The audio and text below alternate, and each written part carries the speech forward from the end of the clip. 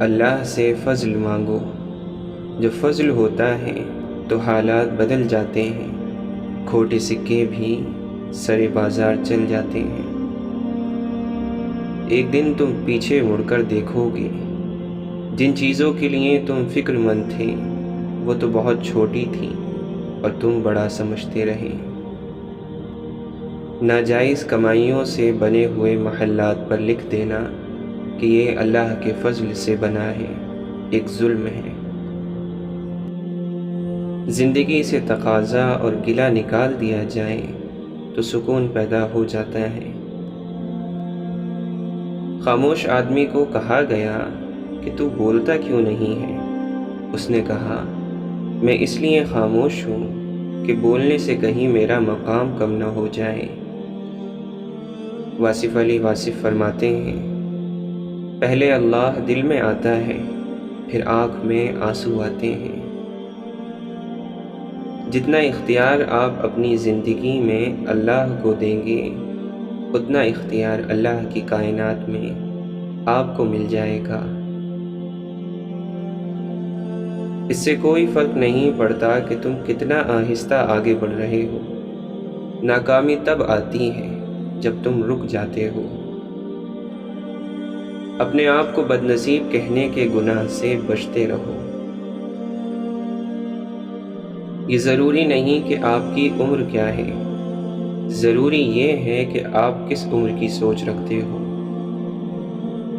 حضرت علی رضی اللہ عنہ فرماتے ہیں، بے قراری سے نقصان کے سوا کچھ حاصل نہیں، اور انسان کی سب امیدیں پوری ہونے والی نہیں ہیں۔ تم نے اللہ کو دل سے نکالا، اس نے تمہارے اندر سے اطمینان کو نکال دیا۔ اب تمہیں سکون اور امن نہیں، دل کا سکون حاصل نہیں، اللہ کی تمہارے ہاں گنجائش نہیں، تو تمہارے دل کے سکون کی بھی تمہارے لیے گنجائش نہیں۔ اللہ کا حکم ہے کہ کسی کا دل قرار نہیں پائے گا مگر اس کے ذکر کے ساتھ، یہ نسخہ بدلتا نہیں ہے۔ کامیاب مسکراہٹ کے پیچھے بڑے آنسو چھپے ہوتے ہیں۔ اگر جوانی میں انسان اپنے مستقبل کا خیال رکھے تو بڑھاپے میں حسرتوں کا شمار بہت کم ہوتا ہے۔ انسان کا مطالعہ چھوڑ کر کائنات دریافت کرنے چلا ہے، اور کائنات کی عظیم اور لامحدود وسعتوں میں تنہائی کے سوا کیا ملے گا؟ موت سے بچنے کی کوشش نے انسان کو ہلاک کر دیا ہے۔ مولانا رومی فرماتے ہیں، انسان کا ظاہری جسم مچھر سے عاجز آ جاتا ہے، لیکن اس کی روح ساتوں آسمانوں کو گھیر لیتی ہے۔ شیخ سعدی فرماتے ہیں، جو شخص دوسروں کے غم سے بے غم ہے وہ آدمی کہلانے کا حقدار نہیں۔ انسان اپنے اندر چھپی ہوئی نفسانی خواہش کی وجہ سے برے لوگوں سے مغلوب ہو جاتا ہے۔ ہر وہ دل جو کہ عشق کے بغیر ہے، اگر بادشاہ بھی ہے تو ریشمی کفن کے سوا کچھ نہیں ہے، اور قبر کے سوا کچھ نہیں ہے۔ ہزار پردوں میں تو خود کو چھپا لے، لیکن میرا ہونا تیرے ہونے کا پتہ دیتا ہے۔ تیری کریمی کے آسرے پر ہم فقیروں کی زندگی ہے، جسے تو عروج بخشے اسے خیال زوال کیسا۔ کوئی رات ایسی نہیں جو ختم نہ ہو، کوئی غلطی ایسی نہیں جو معاف نہ کی جا سکے، کوئی انسان ایسا نہیں جس پر رحمت کے دروازے بند ہوں۔ رحم کرنے والے کا کام ہی یہی ہے کہ رحم کرے۔ رحم اس فضل کو کہتے ہیں جو انسانوں پر ان کی خامیوں کے باوجود کیا جائے، اور یہ رحم ہوتا ہی رہتا ہے، دعا سے خوف دور ہوتا ہے، اور دعا کا حاصل ہی یہی ہے کہ یہ ہمیں ہمارے خوف سے نجات دلاتی ہے۔ کتنا خوش نصیب ہے وہ شخص جسے گناہ واقعی گناہ لگتا ہو، اور وہ اس کے چھوڑنے کی تڑپ میں دن رات دعائیں اور کوشش میں لگا رہتا ہو۔ جانے حشر میں کیا حشر ہوگا، چلا ہوں میں عمر برباد کر کے۔ واصف علی واصف فرماتے ہیں دل کا موم ہونا اللہ کا قرب ہے۔ توبہ کر لی جائے تو ایک اچھے وقت کا آغاز ہو سکتا ہے۔ جس خطرے کا وقت سے پہلے احساس ہو جائے سمجھو کہ وہ ٹل سکتا ہے۔ رب اپنے چاہنے والوں کا کچھ رہنے دیتا ہے کبھی سوائے اپنے؟ حال کے بدحال ہونے کے باوجود مستقبل کے خوشحال ہونے کی امید نہیں چھوڑنی چاہیے۔ انسان زندہ ہونے کے باوجود زندگی کو نہیں سمجھ سکتا، وہ مرے بغیر موت کو کیسے سمجھ سکتا ہے؟ سکون اپنے اندر پھیلاؤ کی خواہش کو سمیٹنے کا نام ہے۔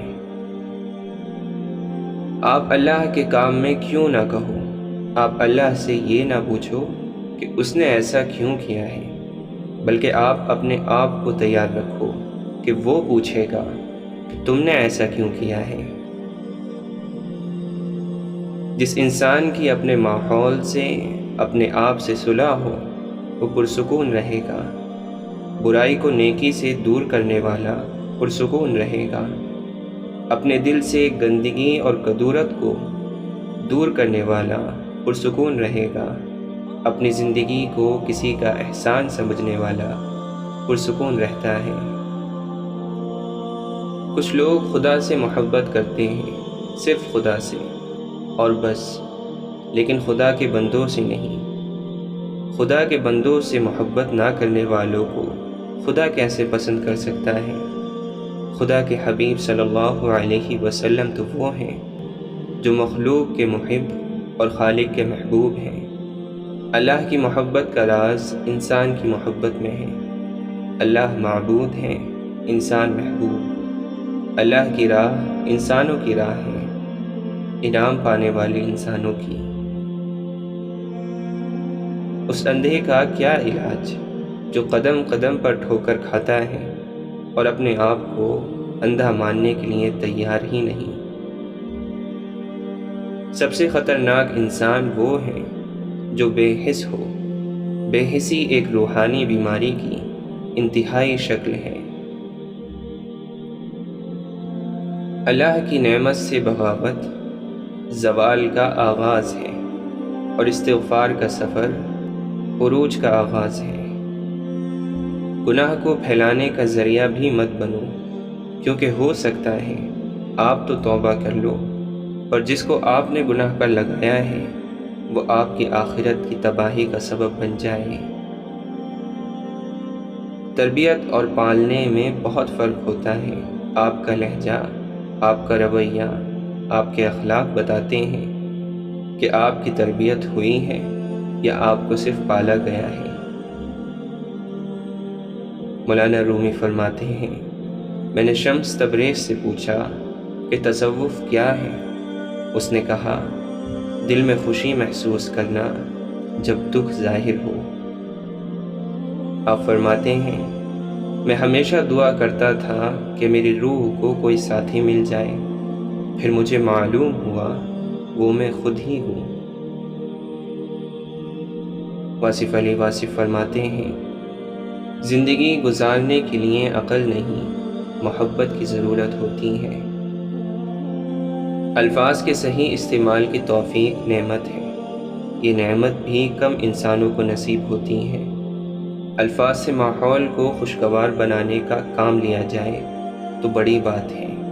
خالی الفاظ نگلنے اور الفاظ اگلنے سے کوئی مسئلہ حل نہیں ہوتا۔ الفاظ سے ماحول روشن کیا جائے، الفاظ سے دلوں کو خوش کیا جائے، الفاظ سے تعمیر ملت کے عظیم کام میں شامل ہونے کے لیے لوگوں کو آمادہ کیا جائے۔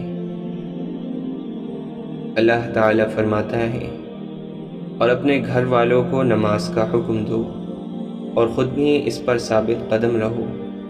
ہم تم سے رزق نہیں چاہتے، روزی تو ہم تمہیں دیں گے اور بہتر انجام تقوی کا ہی ہے۔ انسان کی محبت کے بغیر خدا کا سجدہ انا کا سجدہ ہے۔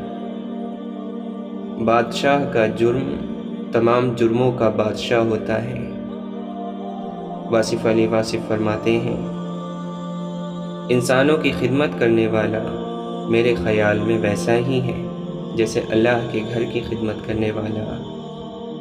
مولانا رومی فرماتے ہیں، تو نفسانی خواہشات کو ترک کر دے گا تو آخرت کی نعمتوں کا لطف محسوس کرنے لگے گا۔